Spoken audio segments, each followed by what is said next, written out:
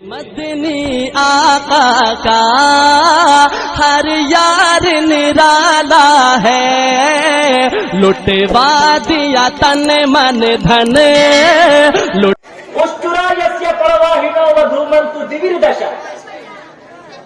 ایک ایسا پیغمبر آئے گا، اس کی سواری اونٹنی ہوگی.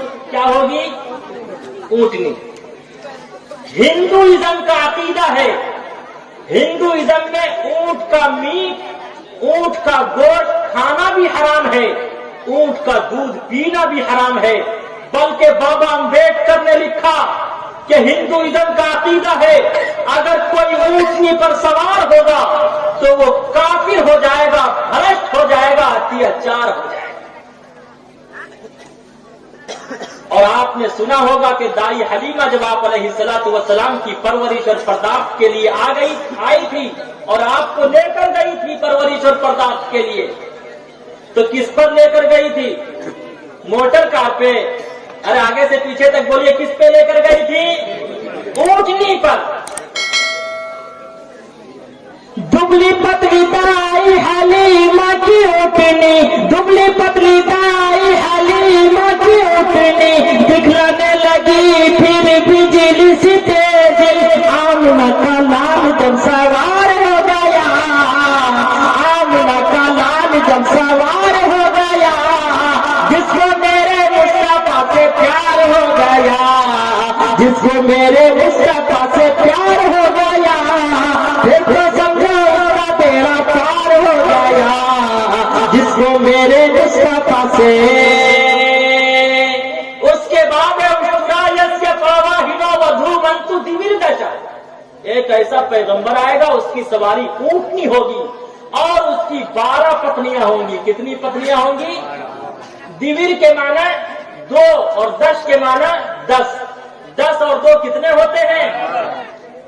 بے شک آپ علیہ السلام کی 12 پتنیاں تھی.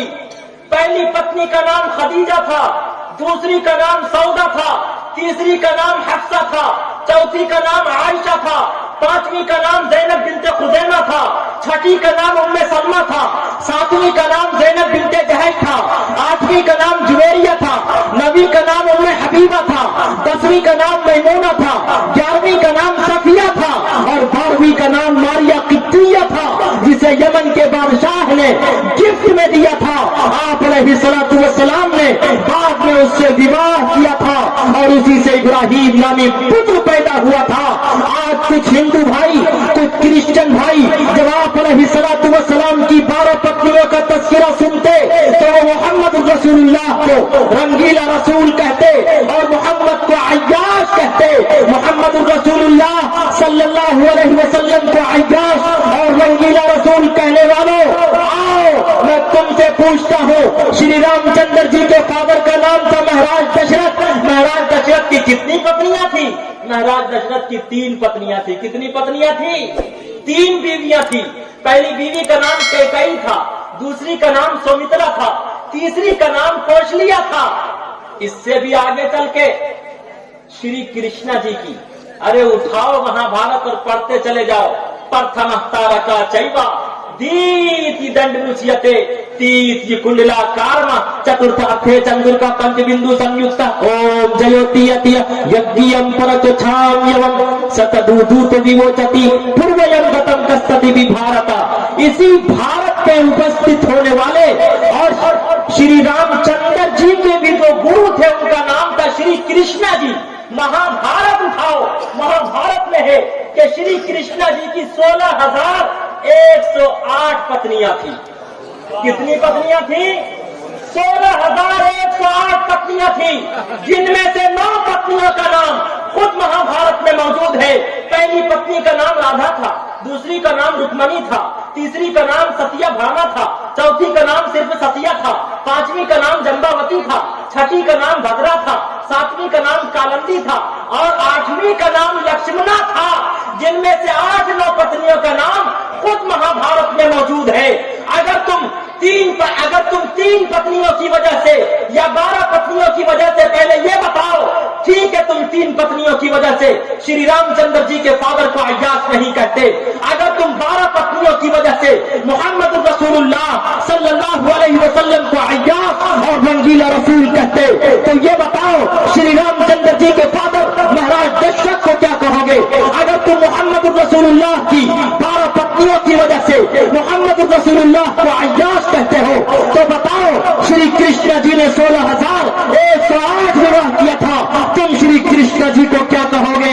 याद रखो, हमारे पुरखों ने सबका सम्मान किया, इसलिए हम सबका सम्मान करते हैं, सबका आदर करते हैं, हर धर्म के धर्म गुरुओं का सम्मान करते हैं, इज्जत करते हैं, अदब और एहतराम करते हुए हम किसी की तौहीन नहीं करेंगे। मोहम्मद एक नबी के अंदर, एक अवतार के अंदर 40 मर्द की ताकत और कुव्वत होती है। बुखारी की रिवायत है, उलमा बैठे हैं, मशाइख बैठे हैं, एक नबी के अंदर 40 मर्द की ताकत और कुव्वत होती है। हजरत थानवी फरमाते, अशरफुल जवाब में मौजूद है, हजरत थानवी फरमाते एक नबी के अंदर 40 मर्द की ताकत और कुव्वत होती है। दूसरी रिवायत के मुताबिक एक नबी के अंदर 30 मर्द की ताकत और कुव्वत होती। तीसरी रिवायत के मुताबिक एक नबी के अंदर 20 मर्द की ताकत और कुव्वत होती। चौथी रिवायत के मुताबिक एक नबी के अंदर 100 मर्द की ताकत और कुव्वत होती।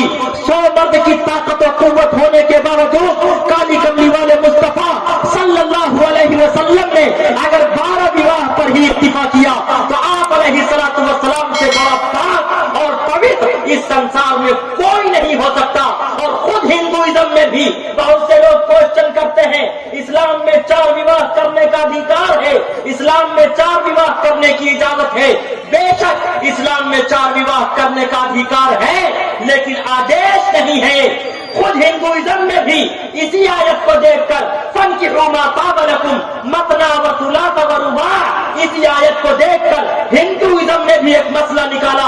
हिंदुइज्म का भी अकीदा है, हिंदुइज्म में ब्राह्मण को 4 विवाह करने की इजाजत है, छतरी को 3 विवाह करने की इजाजत है, वेश को 2 विवाह करने की इजाजत है, शूद्र यानी चमार और हरिजनों को सिर्फ 1 विवाह करने की इजाजत है।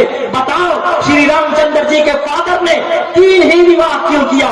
श्री रामचंद्र जी के फादर ने 3 ही विवाह इसलिए क्या कि वो छतरी थे।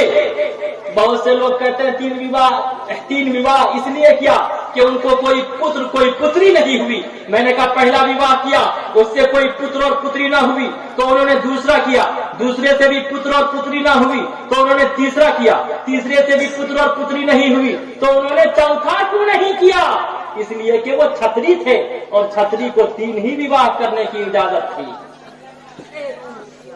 ठीक इसी तरह इस्लाम में जिस तरह श्री रामचंद्र जी के फादर महाराज दशरथ ने चंद शादियां की, ठीक इसी तरह से इस्लाम में यह अधिकार है, अगर किसी मर्द को, अगर किसी पति को अपनी पत्नी से कोई औलाद ना हो, वो ना औलाद हो, कोई पुत्र और पुत्री ना हो, और वो दूसरी पत्नी का भी खाना खर्चा बर्दाश्त करने के लायक है, काबिल है, तो शरीयत ने, इस्लाम ने उसे यह अधिकार दिया है कि वो दूसरा विवाह कर सकता है। दूसरा विवाह करके वो अपने जीवन में, अपनी जिंदगी में पुत्र और पुत्री ला सकता है। इसी तरह औरत को भी अधिकार है कि अगर उसका शौहर, उसका पति